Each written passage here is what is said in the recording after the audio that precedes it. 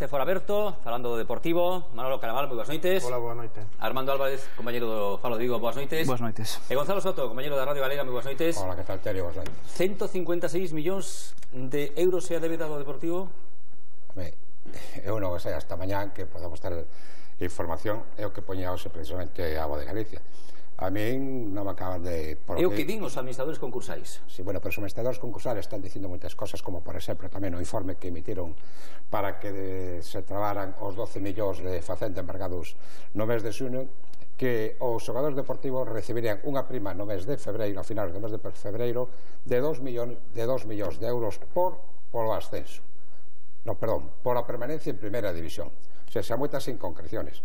Pero bueno, pero a situación non é bollante. Non é bollante, pero bueno, tamén hai que pensar que hai unha serie de suizos que celebrou o Deportivo contra Facenda, gañoulle de 10, 12 millóns. Tamén hai unha cantidad de diñeiro que non sabe onde están, que se foron embargados por Facenda.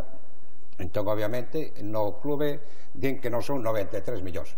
Se os administradores concursais... Hai quen acusa a Lendoiro de non poñer na economía do club 50 millóns de pesetas, 50 millóns de euros.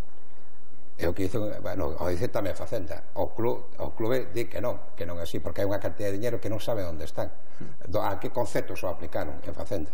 Vamos a ver, se están dicindo moitísimas cousas. Si de principio o que poñamos de Galicia o a dar como certo, que son 153 millóns de euros, entón hai que poñerse a temblar, o que hicimos a semana pasada. Ollo, porque o Deportivo pode entrar en disolución. Antes do final desta temporada? Non creo, porque os 9 millóns de Mediapro xa están, bueno, hai algún problema, pero eu supoño que os van cobrar. Ten moita experiencia en temas concursais. Armando estaba atendendo as explicacións de Gonzalo Soto. Podes vivir así? Traeme lembranzas non precisamente agradables, non fai un máster, adícase a unha información deportiva porque lle gusta isto, de repente vense facendo unha especie de máster de Dereito Aplicado a Economía.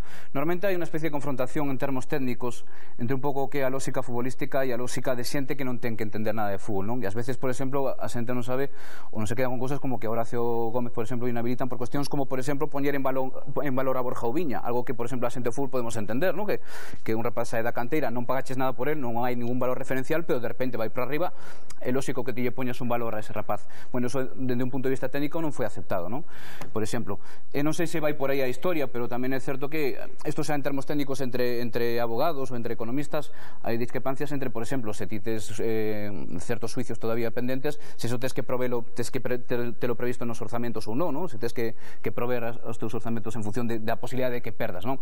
Eso son cuestións técnicas que se van ter que dirimir e que probablemente de aí veña parte, polo menos, desa diferencia tan notable en apariencia, non tan chamativa. Pero, que opinión lle merecía Manolo Caraval esta situación? A mí parece asombroso porque unha sociedade anónima deportiva que leva o nombre da ciudad por toda España e por toda Europa, que chega a esta situación, non sei de quen é a culpa, pero pareceme abraiante, non? Porque estamos falando de 156 millóns de euros, e chegar a esta situación, de verdad que non entendo como se pode chegar aí. Unha sociedade anónima deportiva que fai asambleas cada ano e que está un pouco a expensas dos socios, a gestión, desde logo, é pésima, non? Bueno, falamos da xestión. A mí o que me fai moita gracia é que se ti debes a Facenda 200 euros, van en riba de ti. Como Facenda permitiu, non somente co Deportivo, sino con os demás clubes, que se chegaran a este montante tan grande? Estamos falando de 93 millóns de euros. Pero é certo, Gonzalo, que hai discrepancias, digamos, entre Facenda e os clubes de fútbol sobre conceptos como, por exemplo, pues eso, os dereitos de imaxe, temas de IBE, que son termos técnicos que de feito se están dirimindo. Ti dicías que o Deportivo gañou suizos, o Celta gañou suizos, neste caso sobre todo porque, bueno, por cuestións de data, ¿no? Pero que hai unha discusión, realmente, bueno, nos suizos que houve no Celta, atopabas técnicos expertos dun lado, técnicos expertos do outro lado, que dicían cousas contrarias, ¿no? Que aí a verdade é que é difícil falar diso. Pero son cuestións, ao final, de conceptos que non estaban de acordo os clubes de fútbol con Facenda, non que Facenda tivese a man especialmente aberta cos clubes de fútbol, que seguramente tamén, non? Pero neste caso é máis unha cuestión de conceptos diferentes, non? Bueno, pero a pesar dos conceptos diferentes, Armando, deixar chegar a 93 millóns de euros. Os conceptos poden ser de 12, 14 millóns como moito, pero non chegar a 93. Eu non vou defender os clubes de fútbol, Gonzalo, que quero creo que tamén cada un de nós ten que mirar a súa propia responsabilidade, que decir, responsable evidentemente vai ser Lendoiro, seguramente vai ser xulgado, entre comillas, esa como se esa clase de suizo vai ser xulgado pola súa xestión, igual que foron os anteriores xestores do Celta, pero todos temos que asumir a nosa responsabilidade. Como decía Manolo, había asambleas de accionistas todos os anos e ninguén nunca preguntaba por cuestións económicas, e todo o mundo sabía que te chegaban con superávits que eran un pouco ficticios, e a sociedade viguesa, a sociedade coruñesa, a sociedade galenseral, nesa década prodixiosa que vivimos, íamos a asambleas de accionistas a preguntar se podíamos loitar polo título ou a celebrar eses títulos, e os medios de comunicación preguntábamos constantemente se pode fichar máis, se pode fichar máis. Vivíamos do traspaso de Rivaldo ou do traspaso de Miche Salgado. Non queríamos preguntarnos en realidade de onde estaba saindo o diñeiro en clubes que ao final tiñan 20.000 abonados e en cidades de 300.000 habitantes que estaban loitando contra o Barça contra Madrid. Quero dicir que, sen quitar a responsabilidade dos xestores do fútbol, que teñan a responsabilidade directa e van pagar por iso, creo que cada un de nós ten que facer un pouco un exercicio de introspección e saber que todos tivemos unha certa responsabilidade nas falcaturadas que se fixeron no fútbol galego.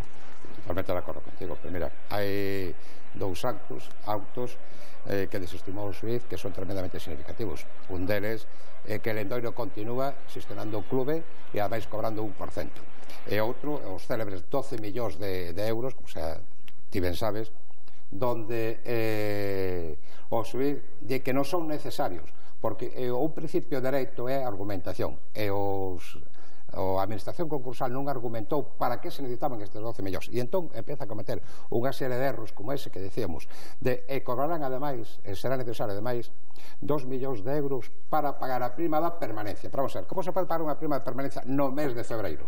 A ver, que evidentemente os administradores concursais tampouco son deuses, e como digo, moitas veces ten unha visión técnica das cuestións das contas de cuestións contables e non futbolística. No caso do Celta había os primeiros asombrados por como se manexa o carto no mundo do fútbol. Pero digo, no caso do Celta había 3 administradores concursais e cando fixeron un informe fixeron o culpable, declarando culpable o concurso, houve un deles que fixo un voto contrario aos outros dous. Un deses dous que votou o concurso culpable a súa empresa que se está gestionando agora mesmo o concurso deportivo. Quero dicir que aquí non hai palabra de Deus, non hai un só criterio, nin hai unha súa forma de entender as cousas nos procesos concursais. Ao final somos seres humanos con distintas visións dos asuntos, non? Eso tamén depende moito do que pode suceder co deportivo. No espírito dun proceso concursal está a viabilidade da empresa, neste caso do deportivo. É viable o deportivo nestes momentos?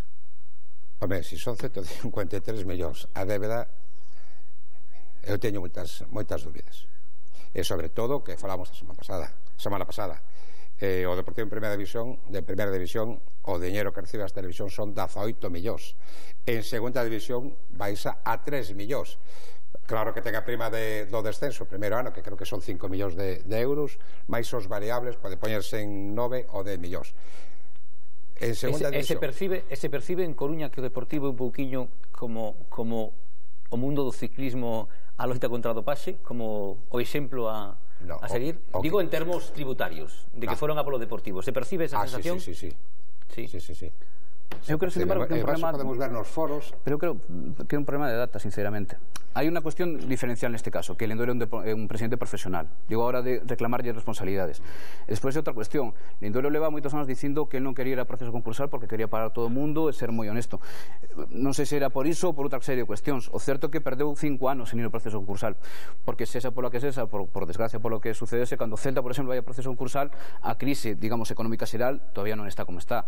A sensibilidade social coas debedas con Facenda non é a que é agora mesmo. Esa moita xente en Vigo se queixaba, por exemplo, de que CaixaNova lle pudese perdonar unha quita ao Celta cando a eles nas súas hipotecas non lle perdonaban. Bueno, pois esa sensibilidade social 5 anos despois, cos desahucios que hai, por exemplo, é moito máis acentuada.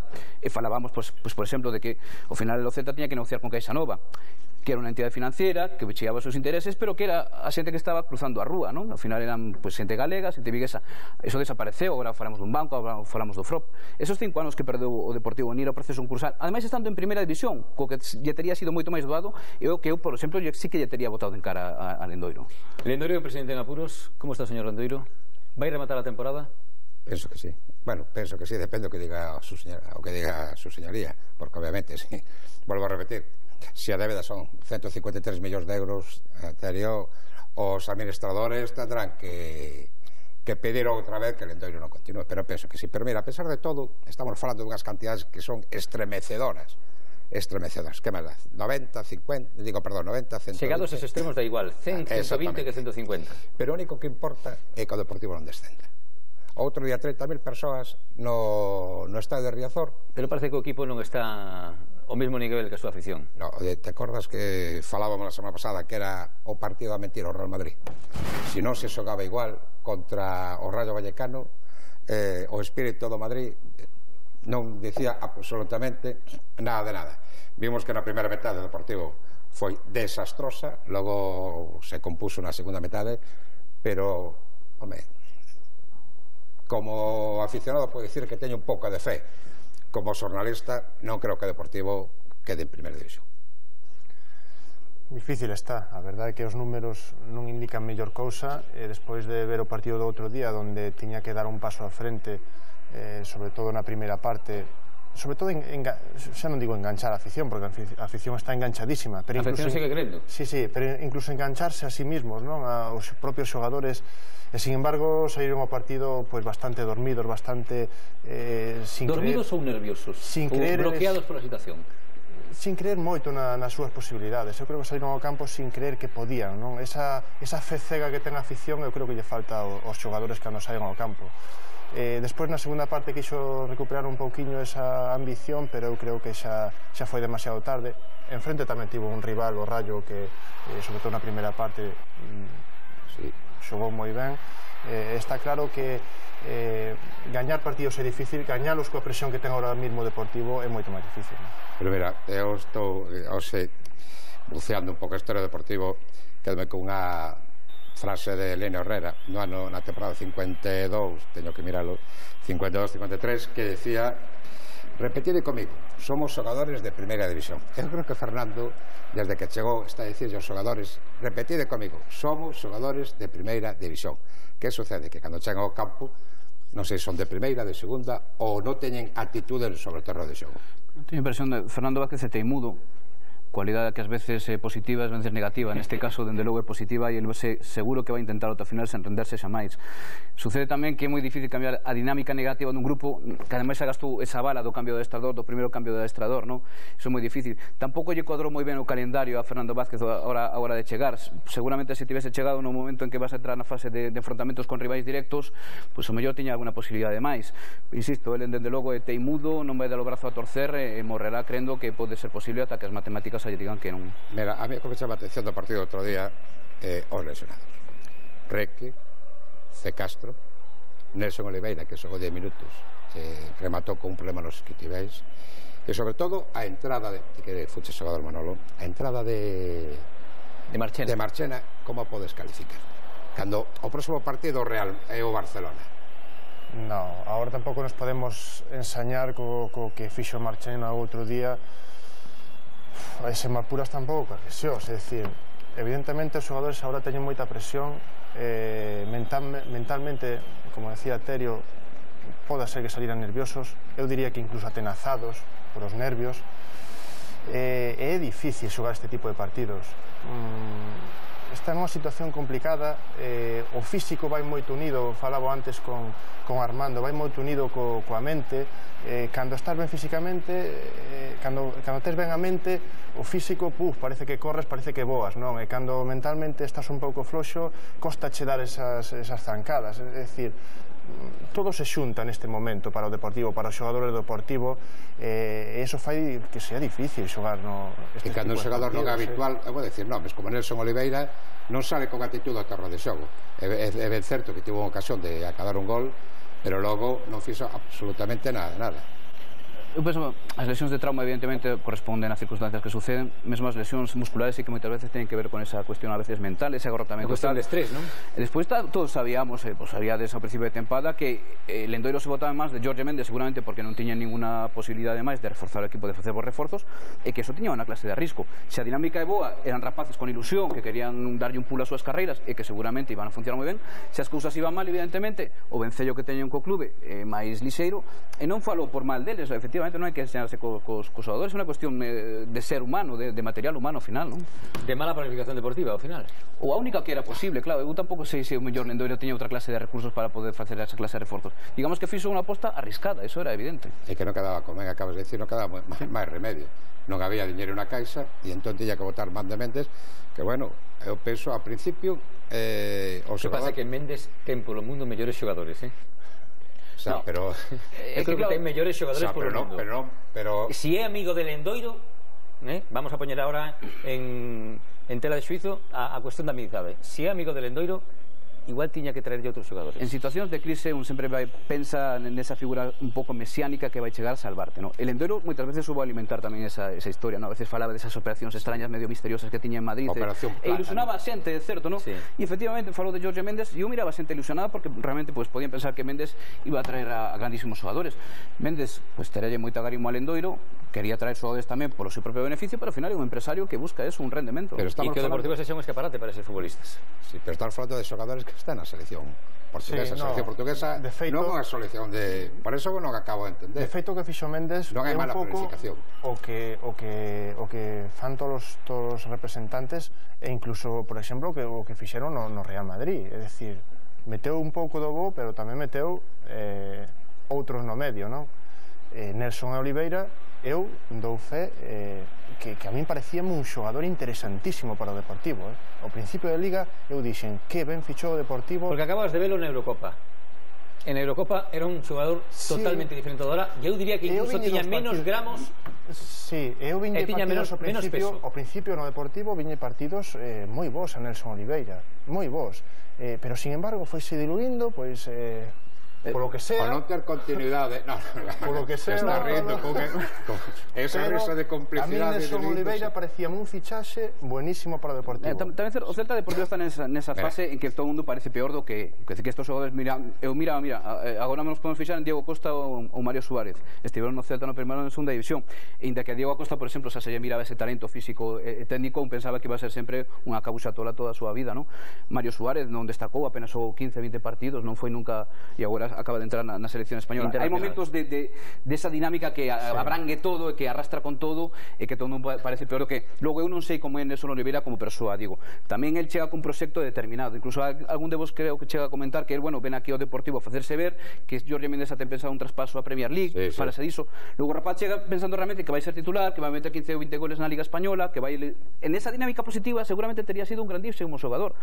Que pasa? Que non sucede así, que por a razón que esa de mala sorte, de mala planificación, de mala que sae mal. Quero dicirte, o conjunto de factores que levan o Deportivo a estar mal en ese momento en que necesita xogadores moi ben sellados o clube, que teñan esa clase de compromiso, que saiban sufrir e que seguramente na súa cabeza non teñan nada máis que o partido seguinte o que vai pasar en suño. Se Nelson Oliveira sabe que ten un salvavidas o que aferrarse, que non se vai a fundir con este barco, pues seguramente a capacidade de sacrificio que pode ter polo club será menor. Que pode facer Fernando Vázquez a partir destes momentos? E xa para pechar o tema deportivo, que o que ten que facer Fernando Vázquez? Si que pode facer algo? Sí, le collar aos xogadores e levaros a Pastoriza, porque pasen pola pedra, porque... Alguén nos saberá na súa audiencia onde está Pastoriza? Bueno, Pastoriza está cerca de Arteixo. É un santuario moi milagreiro, que ademais menciono Pastoriza porque Elenio Herrera, precisamente, cando iba a xogar o partido anterior ao Celta, que xogou na tempada para que despois non descendera ni Deportivo ni Celta, os levou os xogadores ao santuario de Pastoriza a pasar pola pedra. O sea, primeiro Méndez e agora a axuda divina. Claro, porque outra cousa, vamos a ver. Que mágoa que non este Elenio. Que ten que facer Fernando Vázquez, Manolo? Pois facerlle creer aos seus xogadores o que decía Elenio Herrera, que son xogadores de primeira e que teñen capacidade para gañar partidos. Evidentemente non podemos empezar por o último partido, é dicir, gañalos todos. No, hai que empezar por gañar o primeiro, por salir desa dinámica negativa, o que fixo Mallorca o outro día, aunque sea gañando no último minuto, gañando con sorte, pero gañar un partido, facerlle creer aos xogadores que se poden ir sumando puntos. Evidentemente a situación está difícil, pero o equipo sobre todo ten que competir ben no que queda de Liga e intentar sumar. Tanto Celta como Deportivo teñen un partido clave dentro de 2 semanas. É dicir, os dous teñen agora partidos moi complicados. Evidentemente sacar algo do cano vai ser difícil. E o Celta pode ter alguna posibilidade máis na casa no Madrid porque vende xogar en Manchester, pero tamén vai ser moi difícil. Despois o derbi, evidentemente, pola capacidade de pulo anímico que ten, esas secuelas que deixan o que perde tamén, pois esa insección vitamínica que lle dá o que gana, pode ser precisamente ese último eixo que aferrarse o Deportivo, evidentemente dende Vigo, pero preferiremos que non sexa así, non? No, é que teñen que aferrarse os dos equipos. Vai a ser un derbi fratricida. Estamos falando do Deportivo, pero quedan 10 minutos no Pizjuán e o Celta perde 4-1. Despois analizaremos o que pasou co Celta neste partido.